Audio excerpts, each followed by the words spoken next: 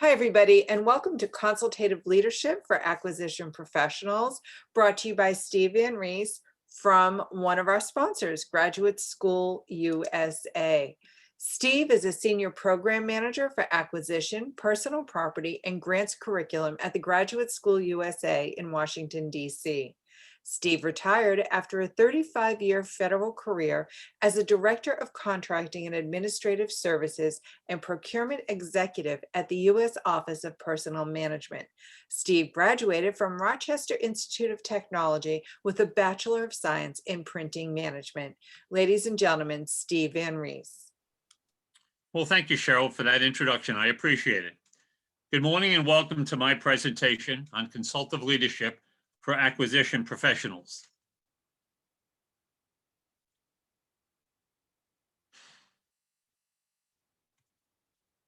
The basic premise of our presentation today is to link the practice of consultative leadership to successful acquisition outcomes.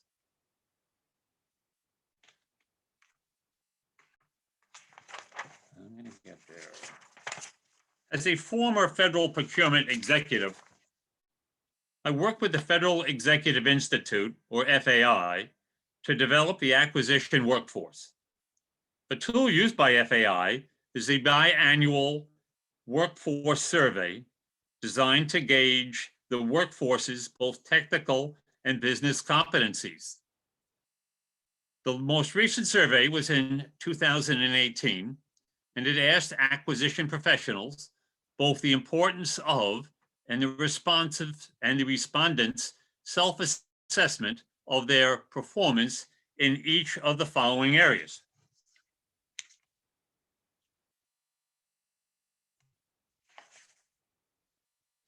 First, the acquisitions professional ability to influence,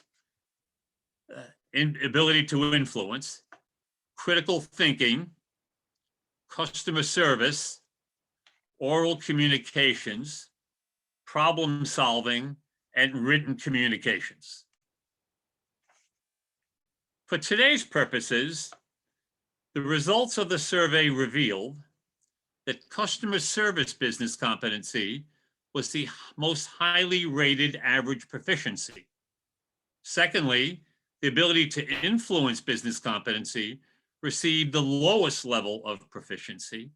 And third, oral and written communications business competencies received an average level of proficiency. Overwhelmingly, the respondents recognized both that one, all 6 competencies were very important to successful performance, and secondly, all responses indicated the need overall to improve their personal proficiency in these competencies. Consultative leadership. Consultative leadership builds on the critical competencies identified by FEI. Defined, consultative leadership is about developing the ability to influence people rather than impose on them your authority, engaging subordinates effectively in the decision-making decision-making and problem-solving process. This kind of leadership style endorses the fact that the leader is indeed the servant of the people they are leading.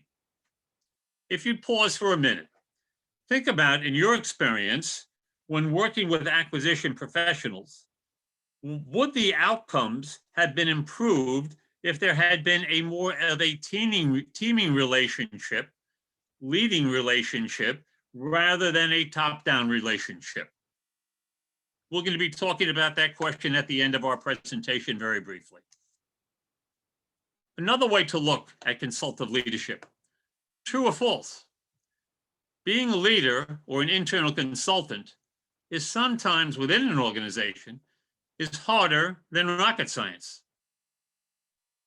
If you think for a minute, the answer can be and might be, it can be. At least with rocket science, there's an ultimate right answer or a formula. However, in many cases, and this is what makes it challenging, this is why not always so with consulting, which is typically built on the complexities of human relationships and people's differing perceptions. However, what a wonderful way to make a truly meaningful difference for your agency. First, let's look at some basic consulting concepts. The consultant. The consultant in our case is going to be the acquisition professional, typically a contracting officer.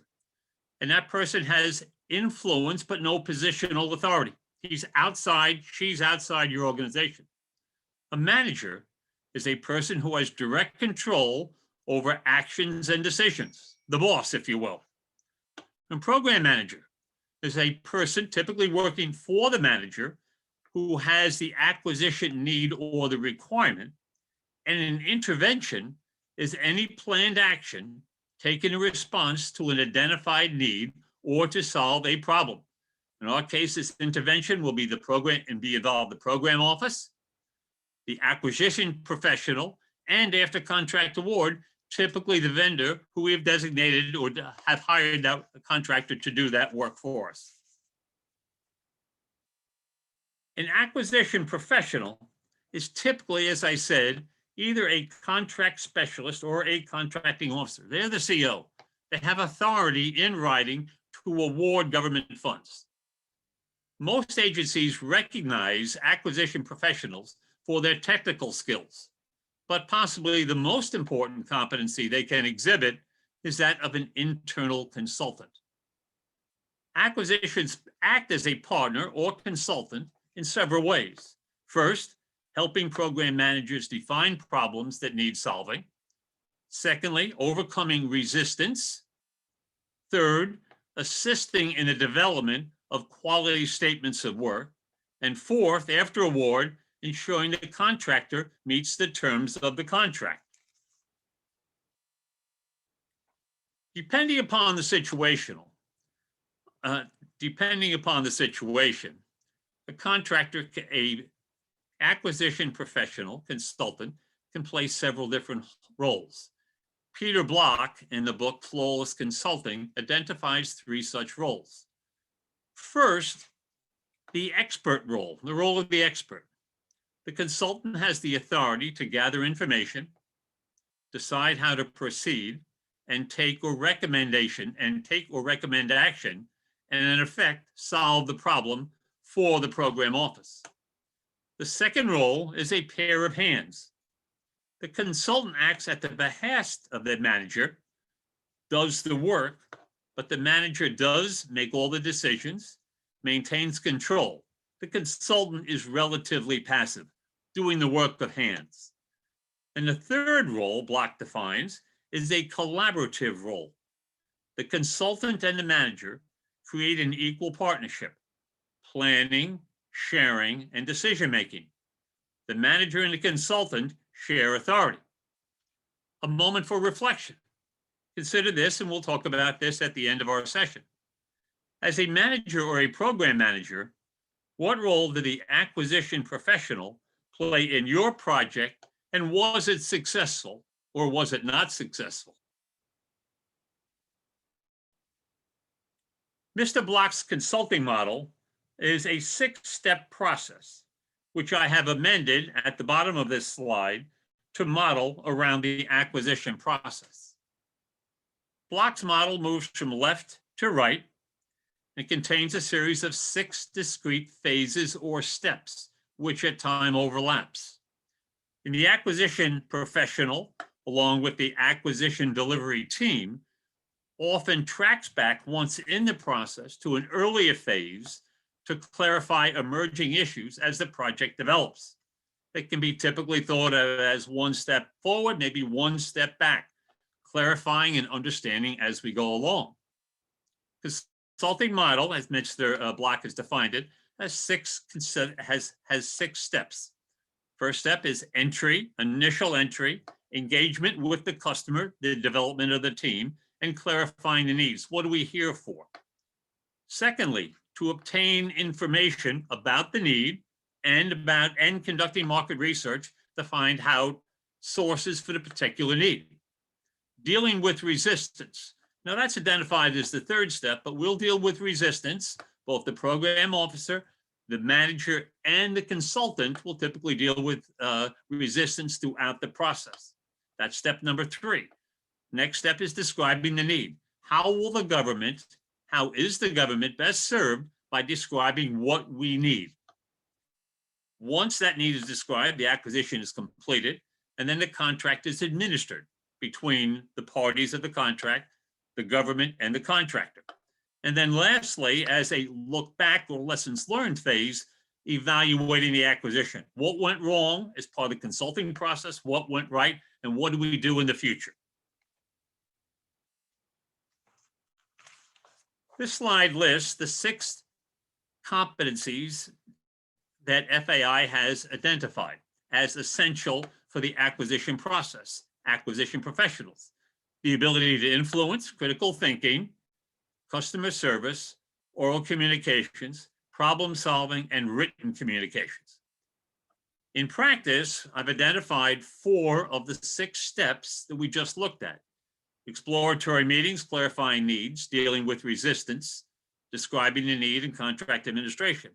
And we'll see that each of those 6 competencies have a place in each of the 4 steps that we'll be identifying and looking at a little bit closer. The first step is to conduct an exploratory meeting. Typically, this is the initial point, the initial meeting, after a phone call, after possibly a requisition is received between the consultant and the program manager. This exploratory meeting sets the stage for a successful relationship and a successful intervention, dealing back and forth. It's a challenging process. The exploratory meeting may be one of the more challenging processes. At that time, there are not usually, but almost always more unknown knowns than there are known knowns. A lot of answers, a lot of questions need to be identified and addressed. It's a great opportunity to begin, I say begin, to scope the project, identifying resources, timeline, potential risk and challenges, and agree upon the next steps. Conducting successful exploratory meetings takes thought and preparation.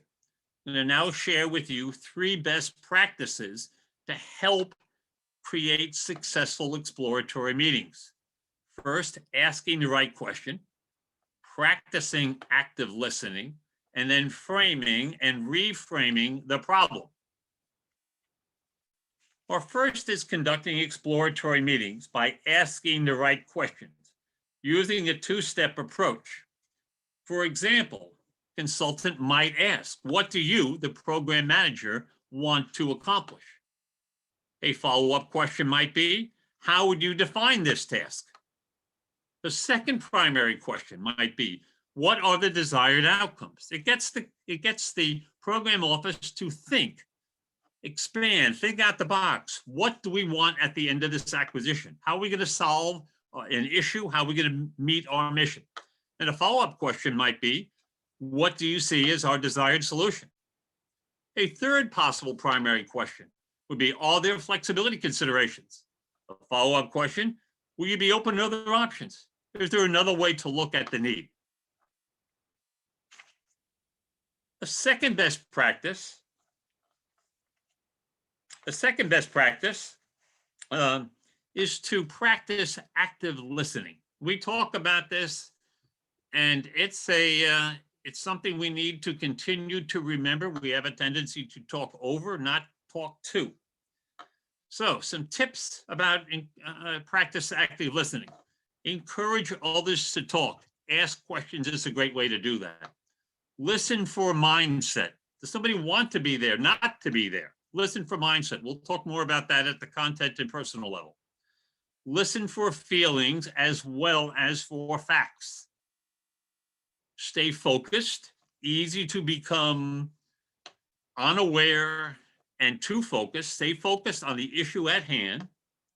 Do not interrupt and ask questions as we talked about, and we'll mention it once more. Now, question and a thought. Using a list of best practices that we have identified here, which ones have you found the most valuable as an active listener? Or at the end of our discussion, I'd like you to contribute an additional one or two to that list as well.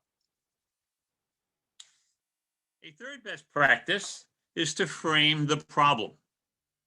Now we see our iceberg there. That line intersects it. And we're going to call that the water line. And an iceberg is what we see above the water line and below the water line. Too often a manager will only see and share what is above the water line rather than what is below the water line. They may not know. They see the problem in front of them, not the root cause. For example, a manager might say, when talking to an acquisition professional, there is only one vendor that can perform the needed service.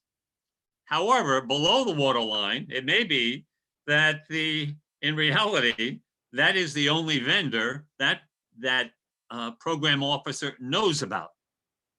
Secondly, after a contract has been awarded, a program manager claims the contractor is always late. And as a former acquisition professional, I think I've heard that more times than I can probably count to.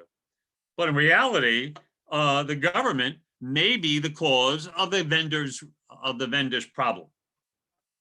Another question to think about at the end of our session. Think back to a recent challenging problem-solving event you have encountered and imagine a more positive outcome if the problem had been properly phrased. You knew what the root cause was. You went through the process of getting to the root cause of the problem and addressed that, which was below the water line, rather than an appearance problem above the water line. When a consultant suspects the frame, i.e. how the problem is presented, may not be complete, there is ice underneath the water, there may be a need to reframe the problem by asking 4 W's. First, what is working now and why? Second, what isn't working now and why? Third, what are the results you want to achieve? Fourth, what benefits do you see in solving this problem? And fifth, not a W, but can we step back and look at other approaches?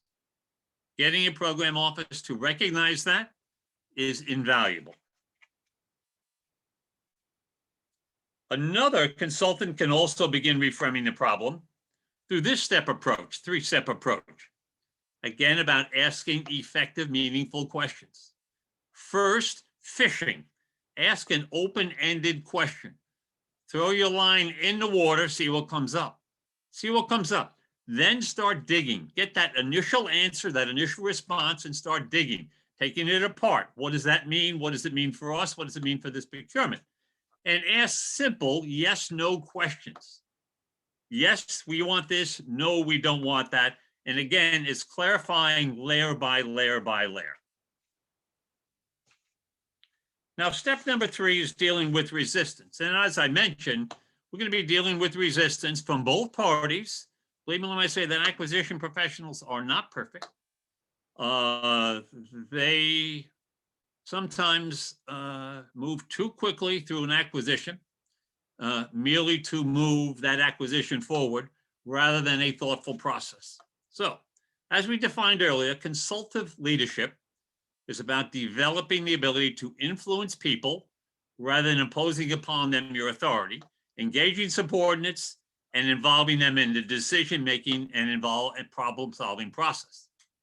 That's the kind of leadership. This leadership style endorses the fact that the leader is indeed the servant of the people that he or she is actually leading.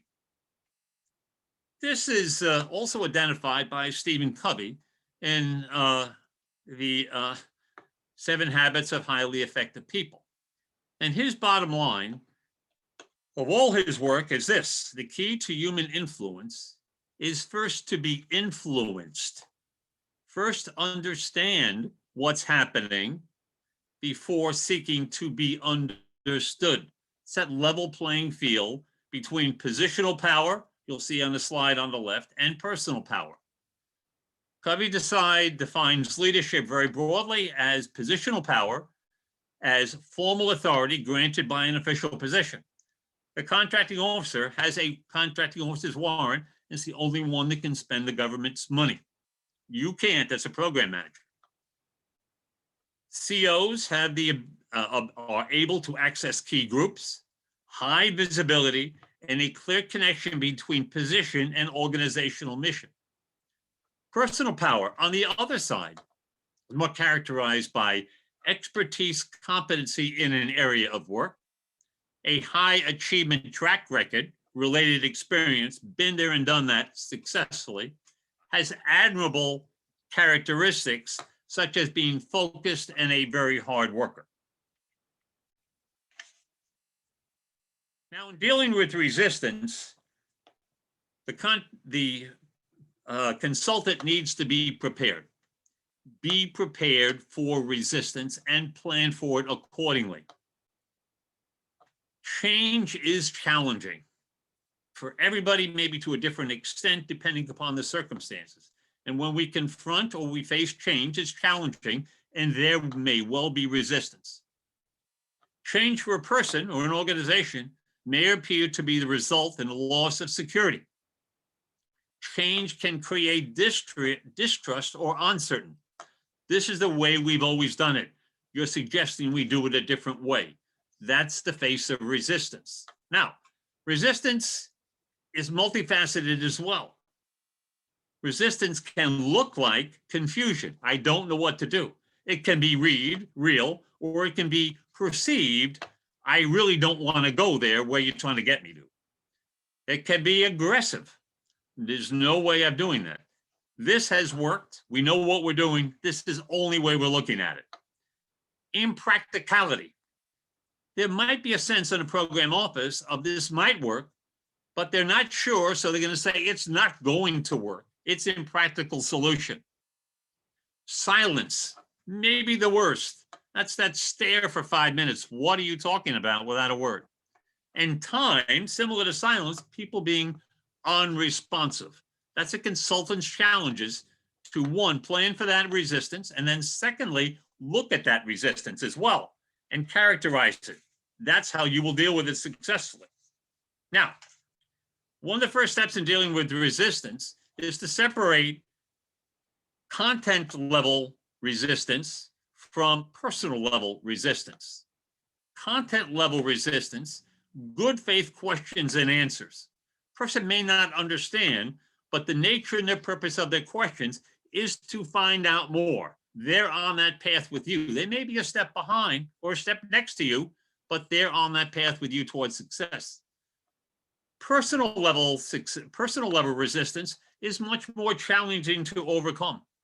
It deals with what we saw before as the faces: fear of control, vulnerability, self-esteem, or harsh reality.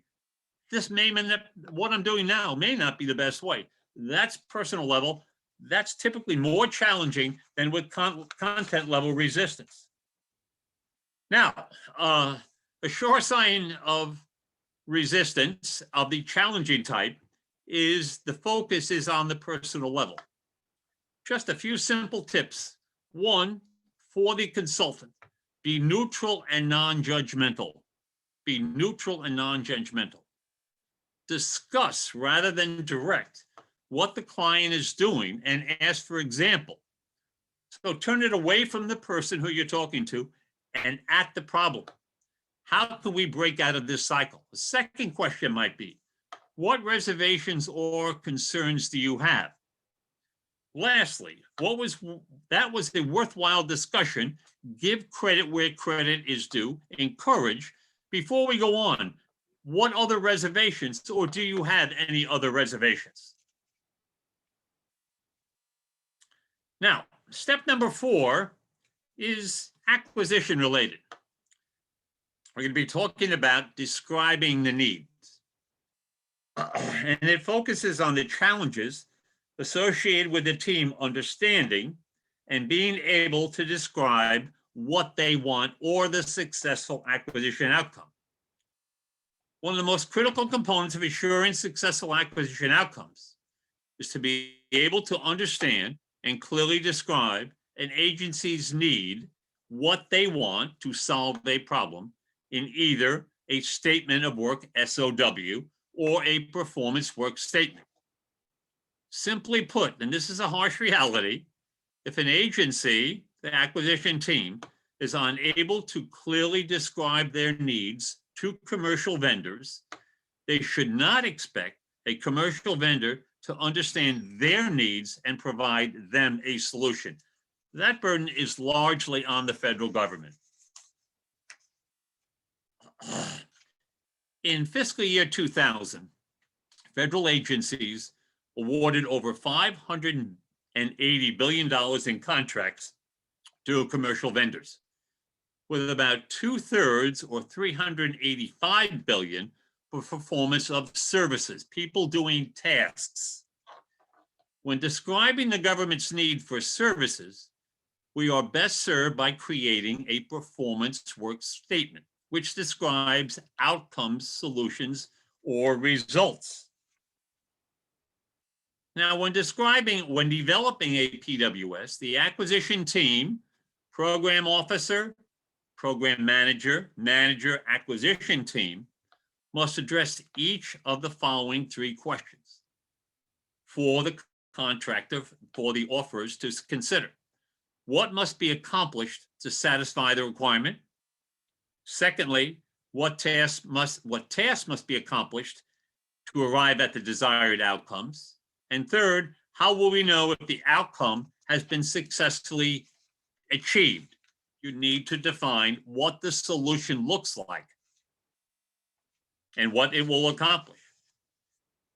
Despite the critical importance of developing a quality PWS, acquisition teams too often struggle, typically due to Peter Block's positional versus power issues.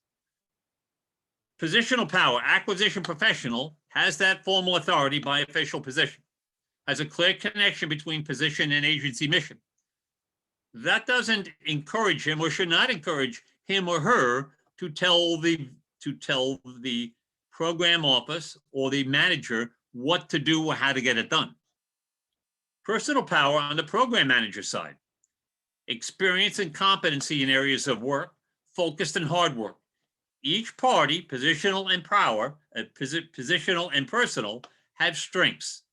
The team needs to work together to create a solution, and it takes teamwork and not competition.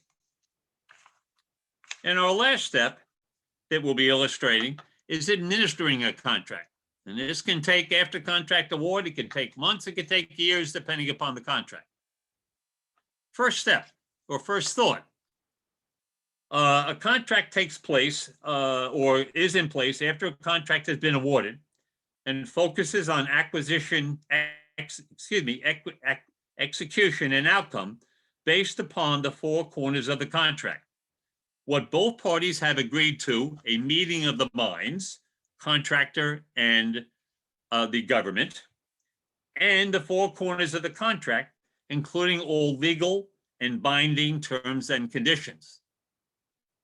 It also takes, for successful contract administration, thoughtful assignments of roles and responsibilities for both the acquisition office, the program office, and the contractor. These are defined largely in agency rules and federal acquisition rules as well, and must be adhered to. One of the steps I found most valuable in effectively administering a contract is to set up a kickoff meeting. First of all, I apologize. Read and understand the contract. Both parties are bound about what's in the contract, including legal terms and conditions. Secondly, hold a post-award or kickoff meeting with all the parties, the government and the contractor. Get to know each other, what needs to be accomplished within the 4 corners of that contract. Establish a process for solid communications and roles and responsibilities. What can a contracting officer's representative do? What is only allowed to be done by a contracting officer or a contract specialist. Fourth, recognize and manage risks as you go along. The longer a contract period of performance is, the greater the number of risks that are likely to be encountered. Manage those, look for them as you go along, and manage them jointly. And create a framework for measuring process. Goes back to the previous slide of define success. What does success look like?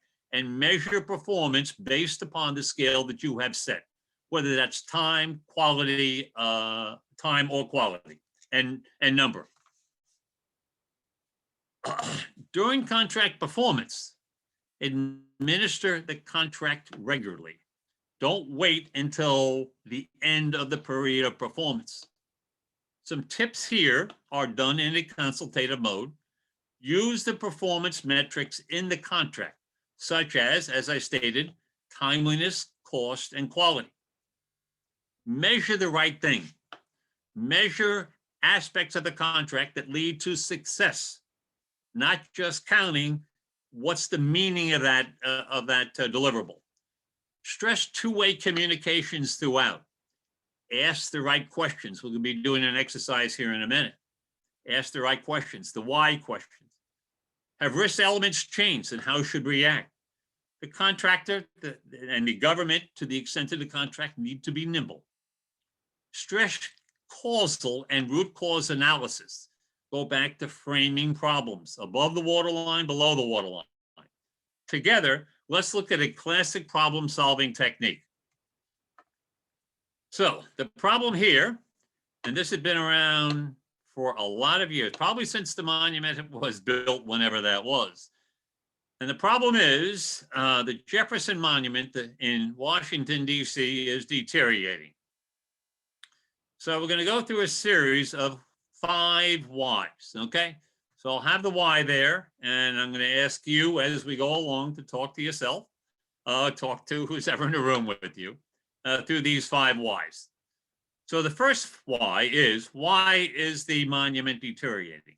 The answer is because harsh chemicals are frequently used to clean the monument. Okay. Question number 2, why are harsh chemicals needed? To clean off the large number of bird droppings on the monument. Makes sense? Question number 3, why are there large quantities of bird droppings on the monument? Well, because large population of spiders are in and around the monument are a food source to the local birds. Wonderful. Question number 4, why is there a large population of spiders in and around the monument? Because vast swarms of insects on which spiders feed are drawn to the monument at dusk. Question number 5, and you'll be glad this is our last one. Why are swarms of insects drawn to the monument at dusk? Because the lighting of the monument in the evening attracts the local insects. So think for a minute of what the solution might be. I'm told this is a true example, and I'm going to believe that. And the solution is change how the monument is illuminated in the evening to prevent the attraction of swarming insects. That's the 5 whys to get to the why that you need to address. So the solution is change the lighting. Your takeaway challenge for today is consulting is typically built on the complexities of human relationships and people's differing opinions, perceptions. But what a wonderful way to make a truly meaningful difference for your agency to help ensure successful acquisition outcomes. Thank you very much for participating in the annual conference. I hope you benefited by my brief presentation. And I'd like now just to open up the floor, if we can, for a few questions or thoughts or any of the answers you had to the questions that I posed. Thank you very much.